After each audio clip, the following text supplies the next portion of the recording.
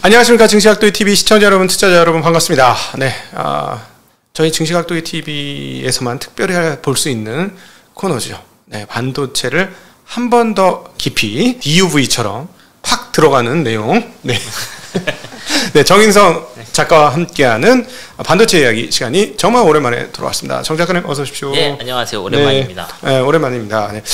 사실은 뭐 저희가 나가시는 방송 중에 가장 전문적인 내용 많이 해주시죠. 사실 그건 전문적이라고 하긴 좀 그래요. 본인 입장에서는 그렇지. 아니, 본인 입장에서 그런 거 아니고 원래 많이 어려운 기술이잖아요. 그렇죠, 이게. 그렇죠. 그래서 저도 실제로 이제 회사에 다닌 분들 보면 설계 엄청 오래 하신 분 있고 그리고 뭐 공정에서 특정 공정만 오래 하신 분 있고 그래요.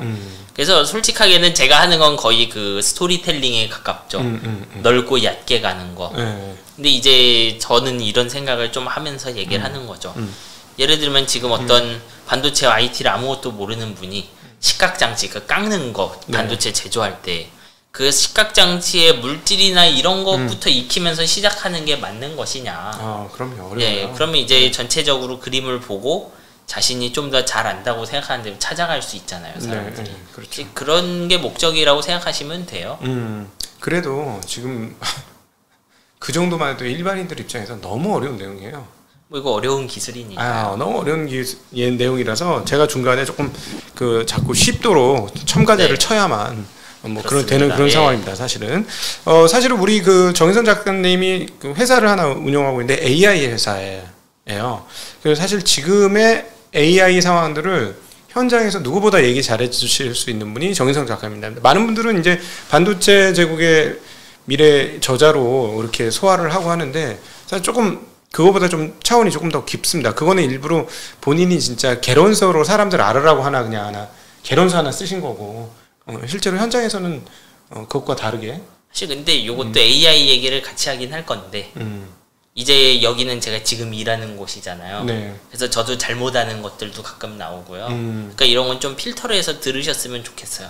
그 안에서도 AI 하면 AI 한다 이런 건데 인프라 관리부터 그 데이터 모아서 학습하는 것까지 하는 사람들은 또 따로 있겠죠. 예. 그러니까 이제 그쪽을 좀 더 잘 아는 분들은 이건 아닌데 이런 생각이 드실 수 있어요. 네. 이제 그러면은 다 그거를 필터를 하셔서 이제 그 본인이 원하는 바에 맞춰서 해석을 하셨으면 좋겠어요.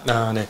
오늘 이제 본론으로 들어가기 전에 오늘 본론은 지금 이슈가 되고 있는 AI와 AI 컴퓨터, 그러니까 엔비디아가 만드는 GPU 그리고 또 같이 연산하는 CPU와 그거 메모리들, 메모리가 어떤 관계를 가지고 있으며 그리고 그 메모리가 어떻게 쓰이며 그렇기 때문에 왜 최근에 적층 메모리 즉 HBM 같은 것들이 왜 나왔으며 그것들이 향후 전망이 어떻게 되는지에 대한 이야기를 해볼 겁니다.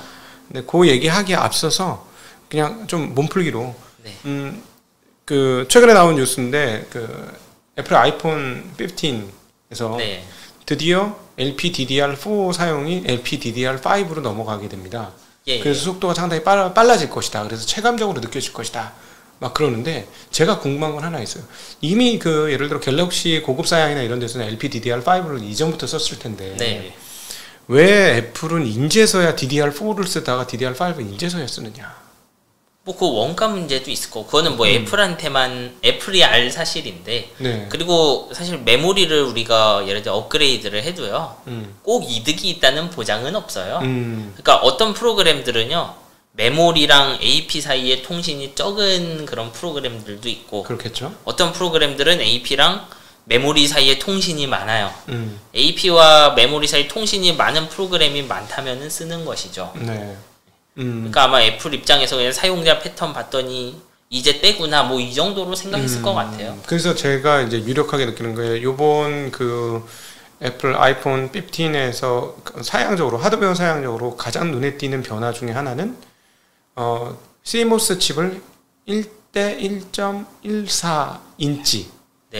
그러니까 굉장히 그러니까 1대1을 우리가 DSLR이라고 부르잖아요. 1대1 그냥 피사체를 1대1로 받아낼 수 있는 쉽게 얘기하면 CMOS. 근데 그게 1대 1.14인치니까 굉장히 유사하게 붙은 거예요.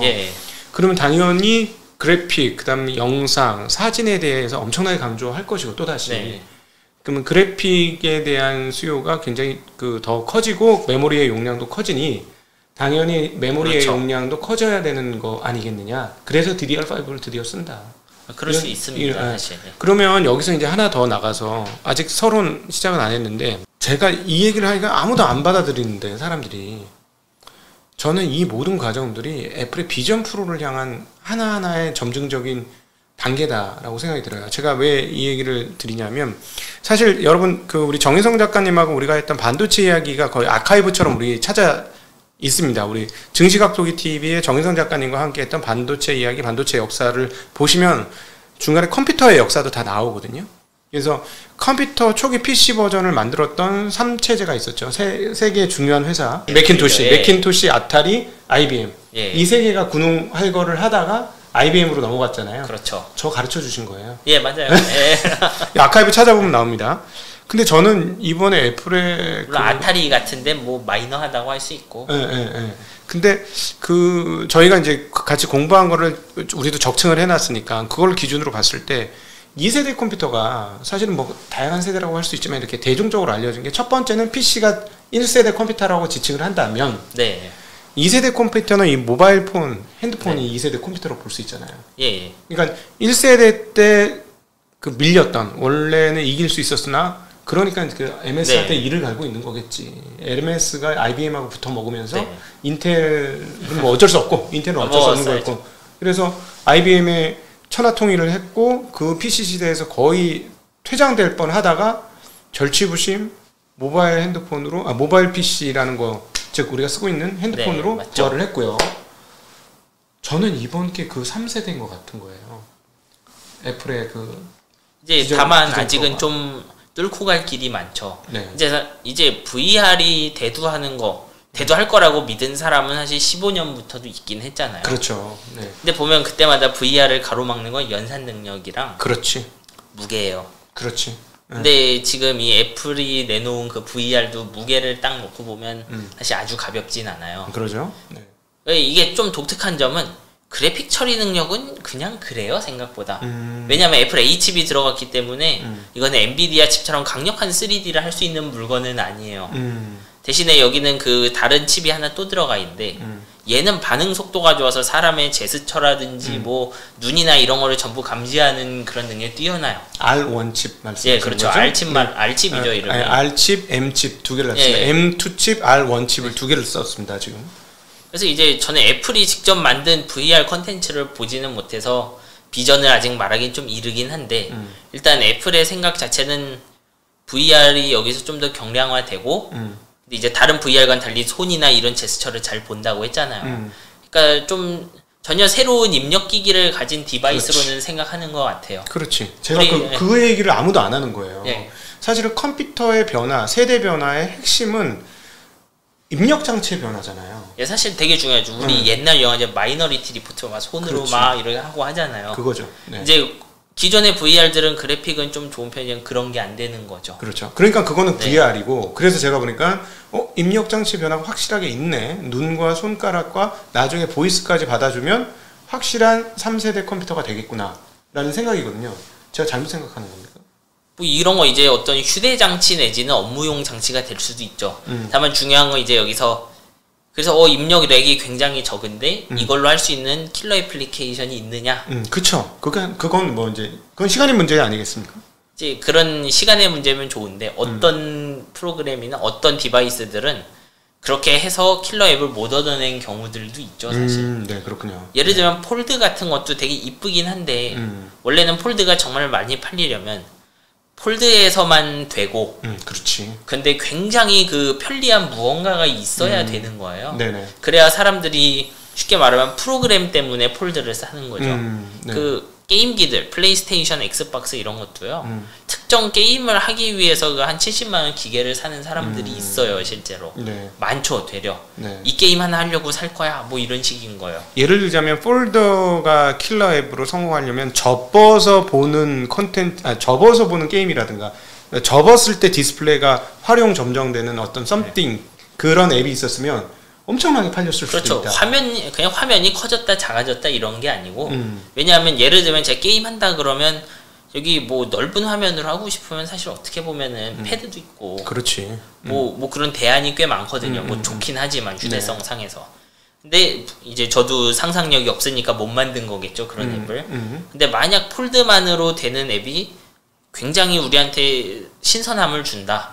이거 원래 아이폰이 그렇게 성공한 거였어요. 그러죠. 아이폰도 원래 돌아다니면서 지도를 보고 인터넷도 할 수 있다. 이거 자체가 킬러 앱이니까 사람들이 맞아요. 그 기기를 산 거예요. 그러니까 이것도 어떻게 보면 장점 단점이 뚜렷한 기기예요. 애플 AR도. 네. 그럼 이제 이 짧은 반응 속도를 통해서 기존에 안 되던 무언가를 프로그램으로 보여줘야죠. 예를 들자면 지금 몇 가지 나왔던 제가 보기에선 애플이 제안한 킬러 앱은 두 가지인 것 같아요. 페이스타임, 네. 그다음 영화. 예, 그러니까 뭐 2000인치, 그러니까 IMAX 네네. 영화를 볼 수 있다는 거. 아마 귀쪽 아마 그들의 스피커 능력을 봐서는 스피커 성능도 굉장히 뛰어날 거고, 귀에서 바로 옆에서 스피커 터지니까 화면 커지고 스피커 터지면 영화 방송과 거의 진배 없는 수준. 예, 다만 그거는 이제 알칩을 가진 애플 입장에서는 경쟁하는 VR들이 따라올 수는 있는 기술이죠. 예, 그렇죠. 예, 맞습니다. 그러니까 여기서 애플에게만 있는 무언가를 써서 킬러 앱을 만들어야 이게 다른 VR과는 다른 무언가고 뭐 새로운 디바이스, 새로운 컴퓨터인 걸 증명할 수 있겠죠. 예, 그래서 제가 보니까 페이스타임에 굉장히 많은 시간을 할애했거든요. 그들이 발표할 때. 전 그걸 보면서 어떤 생각이 들어요. 앞으로 미국 중심 이거를 많이 쓰는 나라에서부터 상업용 부동산이 심각한 타격을 입겠구나. 그럴 수도. 예, 그 왜냐면 일종의 홀로그램이 내 눈앞에서 홀로그램이 작성되는 거라고 저는 그걸 이해했어요. 왜냐하면은 홀로그램을 여기다가 세워서 하는 건 전력 낭비잖아. 그럼 그렇죠. 무슨 의미가 있냐는 거지. 근데 내가 이걸 딱 썼는데 그 상대방이 내 앞에 앉아 있는 것처럼 그대로 보인다면 회의를 굳이 모여서 할 필요가 없고 거기서 그 모여서 하는 것과 거의 비슷하게. 왜냐하면 그 이모티콘이라고 표현해요. 그 저를 그대로 저기 복사해가지고 제가 움직이는 움직임을 저 사람한테 보여주고 저 사람의 움직임을 나한테 보여주는 거니까 일종의 그 디스플레이 상에서의 홀로그램이 구현되는 거 아니냐. 그래서 이걸 하면 거리 공간감이 없어지겠구나. 그러니까 그거는 증명을 한번 해줘야죠. 예를 들면 제가 줌으로 화상회의 하는 거랑 여러 명이. 그렇지. 그리고 예를 들면 그래서 제가 회의할 때 지금도 막 손을 막 움직이고 하잖아요. 이렇게 손 움직임이 실시간으로 보이고 하는 것이 정말 회의의 그 화상 회의의 신기원이냐 아니면 그냥 줌이랑 똑같은데 이 정도 밸류밖에 없느냐. 그러니까 앞으로 계속 보여줘야 되는 거죠. 한편으로는 그런 발표를 보면 애플이 그냥 그 개발자들한테 어필하는 거에 가깝다고 봐요. 이 우리의 반응 속도로 이런 것도 할 수 있다. 그러니까 이런 느낌으로 무언가 좀 만들어라. 이런 거에 가깝겠죠. 그렇죠. 그러니까 사실 개발자회에서 발표를 했다는 건 우리가 이런 시스템과 플랫폼을 만들었으니 니들이 한번 놀아봐.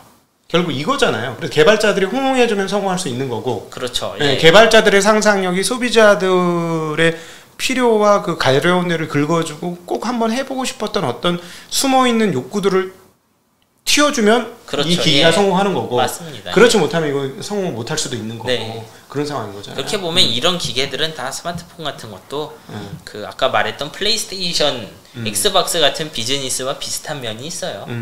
분명 폰은 비싸고 우리가 돈 주고 사긴 하지만 이 그런 기기의 사용성을 그 유용성을 그 부여하는 사람들은 저 멀리 있는 프로그래머들이죠. 그렇죠. 그 사람들의 사실은 그러니까 플랫폼을 만드는 뭐 구글이라든가 애플이라든가는 사실 개발자들을 살살 긁어줘야 되는 거잖아요. 네, 그렇죠. 지원도 많이 해주고요. 이들이 뭘 할 수 있도록 상상력을 발휘할 수 있도록 사실은 저는 이걸 보면서 3D 뭐 여행 컨텐츠는 무지하게 많이 나오겠다는 생각이 들었어요. 예를 들자면 비행기를 타고 그랜드 캐니언 협곡을 막 옆에서 돌아다니면서 그 결들을 막 보는 거 있잖아요. 그거를 이걸로 구현할 수 있잖아요. 충분히.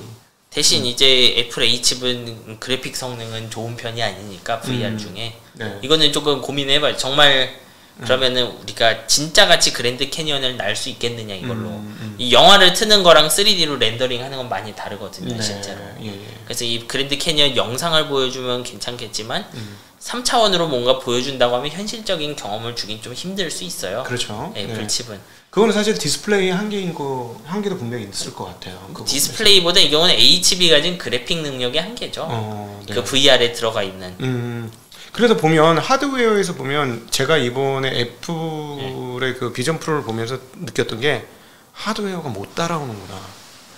이거 2시간밖에 못 가잖아요, 약이. 아니, 배터리가. 이 모든 게 사실 어떻게 보면 반도체를 좀 강하게 만들어줬던 동기 중 하나인데 배터리 기술은 배터리 밀도죠. 에너지 밀도는 사실 거의 30년 동안 그대로예요. 네네. 그렇다 보니까 저전력 반도체를 사는 감도 있고 그런 거죠, 사람들. 그렇죠.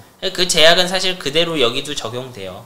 분명히 TSMC에 엄청 좋은 그 미세 공정으로 만들고 나름 그래픽 성능이 아주 높지도 않은 그런 칩들을 겹쳐서 썼지만 그 지금도 목이 조금 아픔에도 불구하고 그 정도 시간밖에 가지 못하는 거죠. 그렇지. 그렇다면 이제 사실 어떻게 보면 애플이 이거를 초반에 성공시키고 싶으면 그래픽에 의존하기보다는 이 UI 자체에 의존하는 게 좋죠.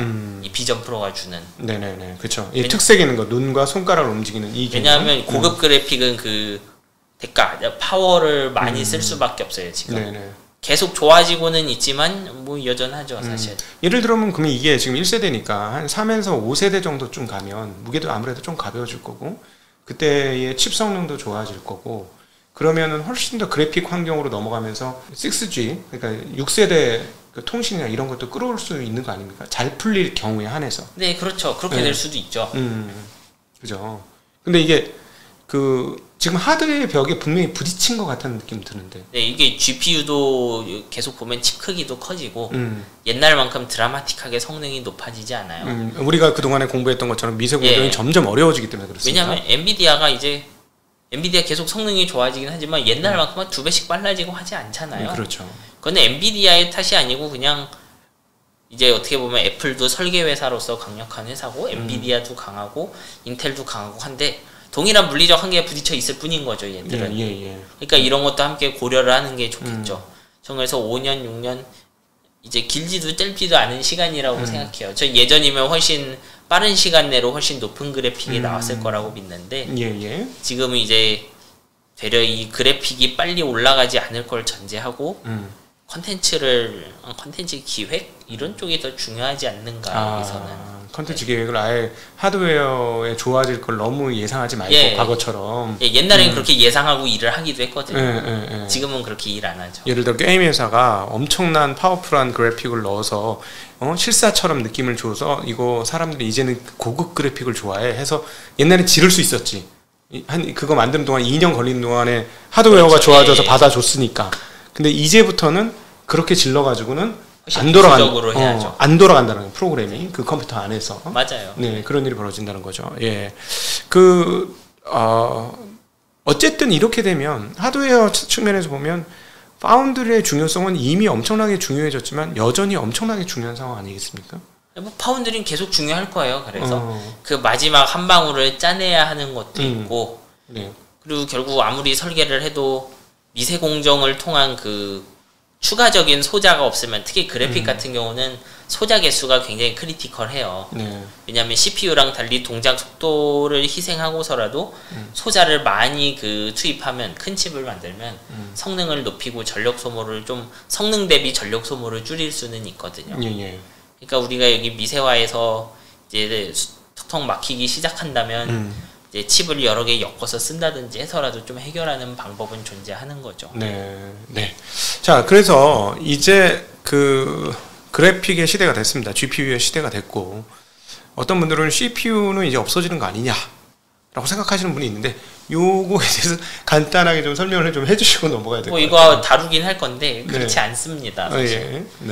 우리 CPU는 결국 CPU라는 GPU는요 20년 전에도 존재했던 물건들이고요 각자의 역할을 가지고 있었어요. 정확하게는 잘하는 일이 다르기 때문에 CPU는 그 일반적으로 우리가 생각하는 코드 그 조건문들을 처리를 많이 했고요 GPU는 그 좀 되게 대규모 단순 작업 그래픽 작업들을 했어요. 그저 뭐가 변했냐 하면요 기존에는 그냥 화면에서 게임 표시하는 역할을 하던 그 대규모 단순 작업이 인공지능을 구현할 수 있게 된 것뿐인 거예요. 네. 실제로는 소프트웨어 환경이 변한 거에 가깝습니다. 이거는.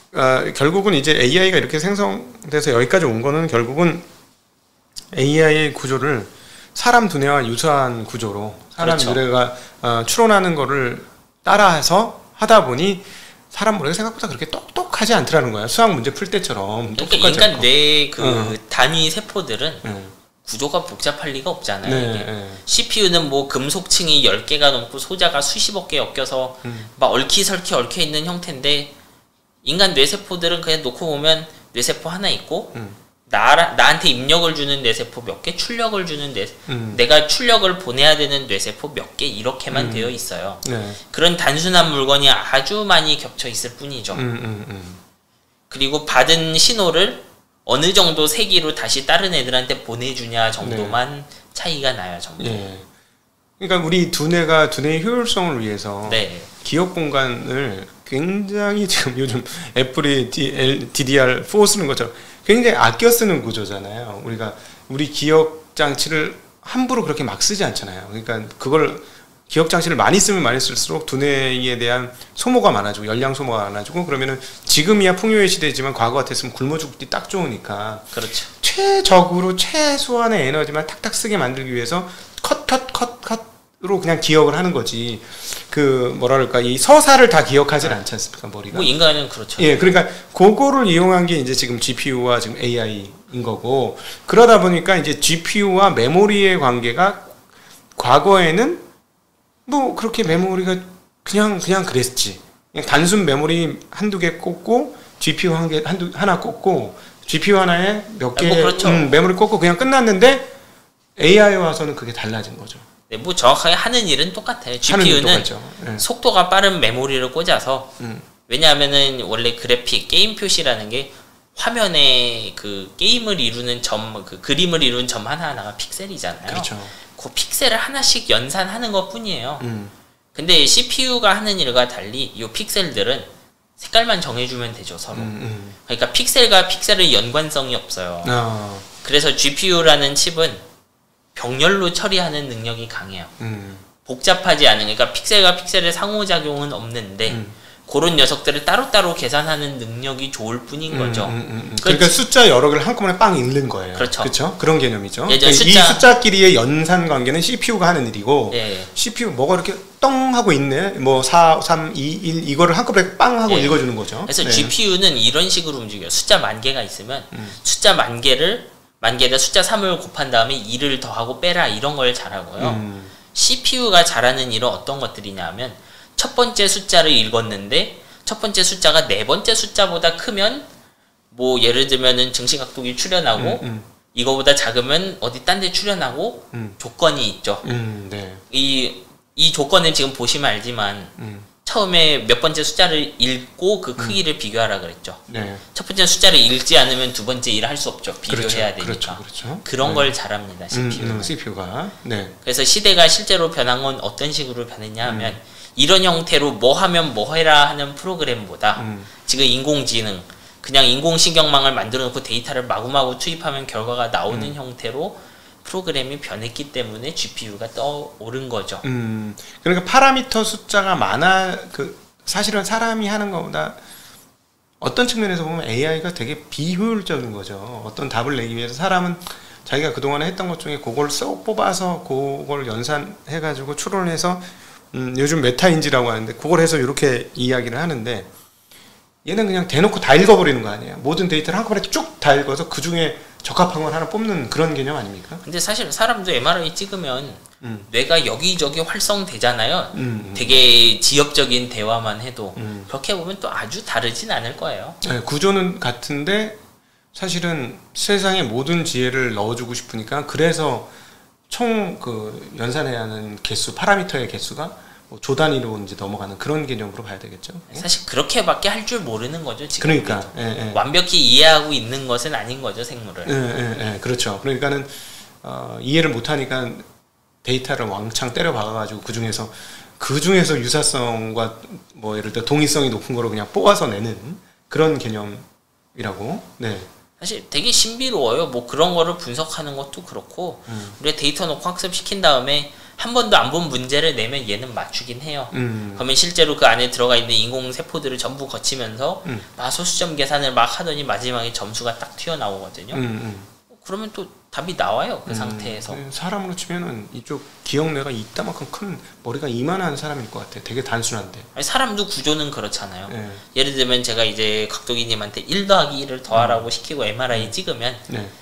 덧셈기 조그맣게 반응하는 게 아니고 그 작은 연산을 하기 위해서 뇌 전체가 깜빡하고 전체가 뭐 세기는 다르지만 하지만 가동되긴 한다고요. 네네. 그리고 인간 뇌의 그 에너지 소비량을 봤을 때 고작 1 더하기 1 하는데 엄청난 에너지를 쓴 셈이기도 해요. 네. 이제 그런 형태의 어떻게 보면은 그 되게 단순한 구조들의 연결이 여러 가지 일을 할 수 있다는 것을 알아버린 거죠. 네. CPU는 그에 비해서 우리가 아까 그 뭐 조건문들을 처리한다고 했잖아요. 네. 얘는 회로가 딱 정해져 있어요. 이건 조건문 처리하는 회로, 뭐 이거는 덧셈하는 회로, 이런 식으로 역할이 정해져 있죠. 네. 근데 이제 인공신경망은 제가 뭐 사물 같은 거 구분시킬 때 그냥 다 같이 무언가를 같이 하는 느낌이에요. 분명히 역할이 좀 쪼개져 있긴 한데 이게 순서대로 연결돼서 A에서 B로 넘기고 B에서 C로 넘기고 하지 않고 A에서 C로도 했던 거 넘겨주는데 B에서도 넘겨주고 뭐 이런 구조들을 만들어내요. 그러면 또 돌아가요, 그게. 그게 지금 생겨난 가장 큰 차이점이죠. 네.